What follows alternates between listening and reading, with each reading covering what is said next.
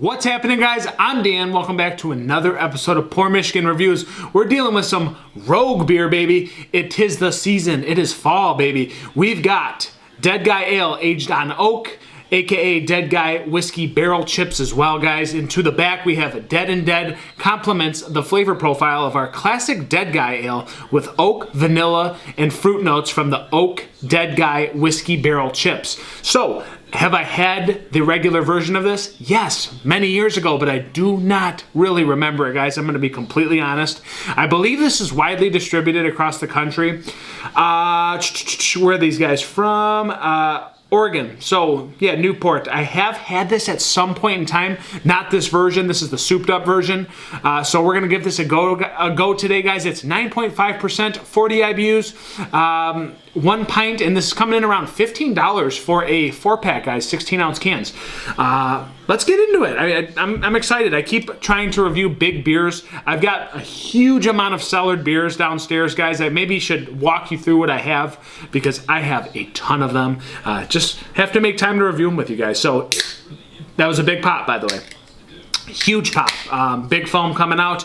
And guys, this is still kind of cold. So is that not proper? Maybe a little bit, but I've been tending to like more chilled big beers for whatever reason. Sometimes I'll have them completely room temperature and it just doesn't tickle my fancy, if you know what I'm saying. There's a time and place for it, I understand, but this one's still slightly chilled.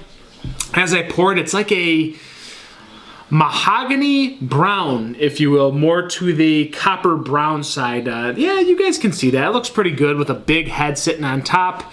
Pretty solid carbonation. I don't see any real big particulate, but it's slightly hazy.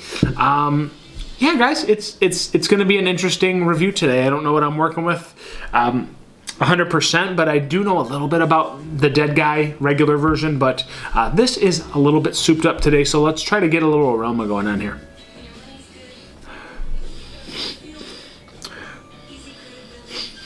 Doesn't smell like much, guys. It just smells like honey, almost like rye pumpernickel bread kind of thing. Small amount of like sweet honey whiskey barrel kind of thing blended together. But it's really not that aromatic, this being chilled down too. I'm not getting a ton off the top. Smells a little sweet, syrupy. Maybe a little caramel. Slight toffee underneath. Let's go to a cheers, guys. It's the Rogue. Dead and Dead. Haven't had it. Let's check it out. Cheers. Ooh. Whoa. Quite bitter. Maybe this is coming back to me. I remember the other one being bitter too. This is very bitter. There's a lot of whiskey and whiskey barrel woodiness on the back end. It really pierces through the middle, pierces through the sweetness. There is some honey caramel sweetness that just absolutely incinerates your palate through the middle, but you're demolished with that whiskey bitterness and barrel on the back end. It just pierces through everything, guys. Was not expecting that.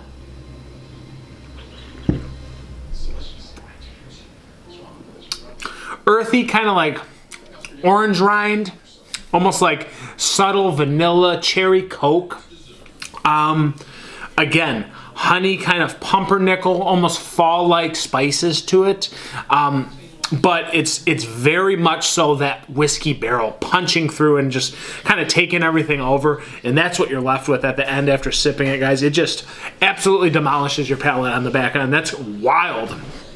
40 IBUs, it almost feels like 100 in a way. I mean, even chilled down, it's syrupy, it's sweet, but then it's cut with that massive barrel on the back end. I don't know. It feels like it's bigger than 9.5. Like, it just feels like with some booziness, that woodiness on the back end, this is going to be like 12%, but it's not like it's stinging. Like the warmth and the ethanol sting from the alcohol isn't very strong, but again, kind of the way it drinks and that mouthfeel kind of reminds you of like a 12% beer. Just gonna be honest. Caramel malts definitely coming through. I bet you as this warms up, that pierces through a little bit more. But again, this orange kind of like peel, a little bit of like cherry vanilla Coke blended together.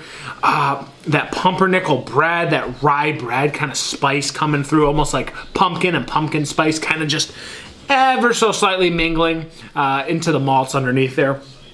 But again, that bitter, woody, slightly charred, bitter back end, guys. It's what reminds you of this beer, and it kind of just lets you know, hey, I'm big. I'm here to stay. I'm not going anywhere. As this warms up, this would be very interesting. I guess we will let this warm up, and we will put in the comment section what I think below, guys.